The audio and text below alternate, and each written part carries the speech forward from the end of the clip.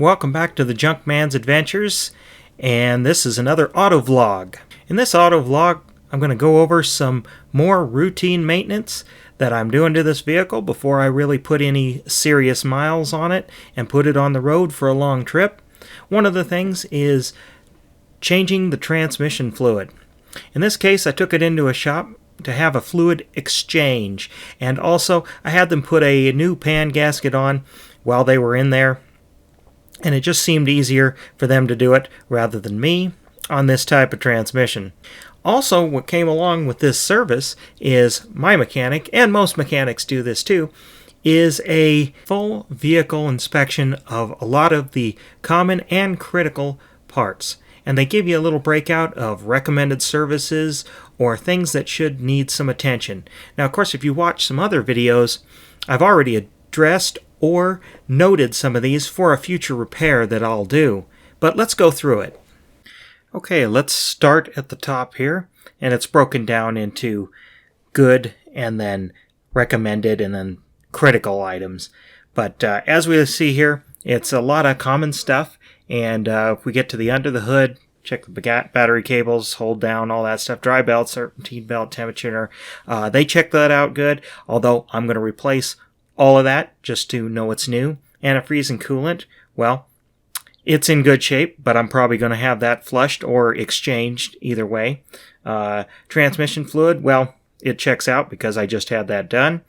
And the air filter, well, we replaced that. Cabin air filter, well, replace that, just didn't show it. Brake pads, yes, they're in good shape, but I'm going to replace the brakes all the way around just to start from scratch. Brake hoses, lines and fittings, yeah, they're in great shape. This is not that old. If this car was any older, I probably would be replacing the rubber parts of the brake lines just for good insurance. That's something I do. Under the vehicle, they say the drive shaft, axle, and axle shafts. Yes, this has a drive shaft to the rear of the vehicle. And yes, the U-joints and everything, they look in great shape. Shocks and strut, they say they check out. And yes, they're not leaking. The car doesn't bounce around or anything, but we're going to replace those down the road here shortly. Exhaust, yeah, it's in good shape, not rusted out. Fuel lines, hose, fuel filter. We're going to replace the fuel filter. Transfer case, of course, it's in good shape. Level's correct because we replaced that oil and everything.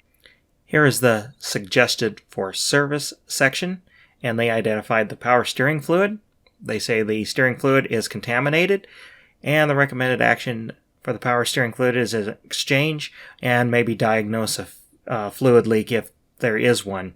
And this is common for a car of this age. Most used cars, power steering fluid probably is getting a little worn out, and you can take a look and observe the color, and if it's getting kind of dark and brown, a little blackish, or if you see some bubbles where it's been aerating and foaming, the power steering fluid is probably broken down. I'm going to do my own exchange. It's pretty easy on most vehicles, and I'll probably show that in a later video, but they identified it for service, so we're going to take care of that. And now there are two what they call critical items here, and under vehicle, their visual inspection shows an oil leak, which I knew about that. I knew about that when I bought this vehicle, and that didn't dissuade me from buying this vehicle. It says items need closer inspection or testing, major oil leaks, transmission leaks, recommended clean, degrease, dye, and locate. Well, we already took care of a potential transmission leak by replacing the pan gasket. And this, I know, is the front timing cover, kind of common on these engines, and I'm planning on doing the timing chains anyway on this, so that's going to come off and that's going to get addressed. And it looks worse than it is, but it actually doesn't really leak that much. It just kind of makes a mess all over. You can kind of see the pictures down there, and that's going to get addressed in the future, but it's nothing that's really concerning to me at this point in time. The other thing they noted is the tires. And yes, when I bought the car, I knew the tires, they're a little over half worn out, and that's an easy thing to replace. It's a common item that needs replacing on most used cars.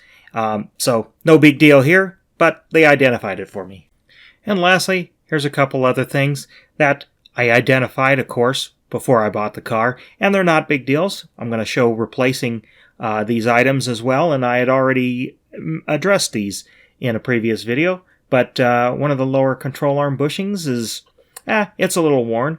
And then that rear axle seal, which we identified when we changed the rear differential fluid. So these will be some future videos. And anyway, this is just a video I think most people maybe who are not mechanic inclined might find some value in. This is the kind of thing that when you go into a service shop, they're going to give you all this information, and it might kind of be a little overwhelming, and it's going to be a little scary because you might think that they're trying to swindle you and this and that. And most shops are pretty honest, and they usually provide some sort of pictures, some sort of rationale around it, but it's up to you. There's some things that you can address right away, some things that can kind of wait, and anyhow, you can really do this before you buy a vehicle. Most good, reputable dealers, if you're buying from a dealer, will let you take it to a trusted mechanic and have it checked out.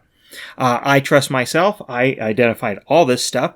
It's neat to just see how a shop identifies it, and there's actually things that they checked off saying it's good that I'm going to replace because I don't want to take a chance. And they're easy, inexpensive, and things that I can do myself.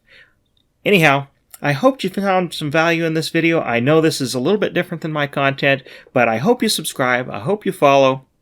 I do a lot of other types of videos and things that you might like. So check it out and check out my website. I got tons of tech and how-to, especially around motorcycles and things as well, concerning things like this that might help you out. And anyway, thanks for watching.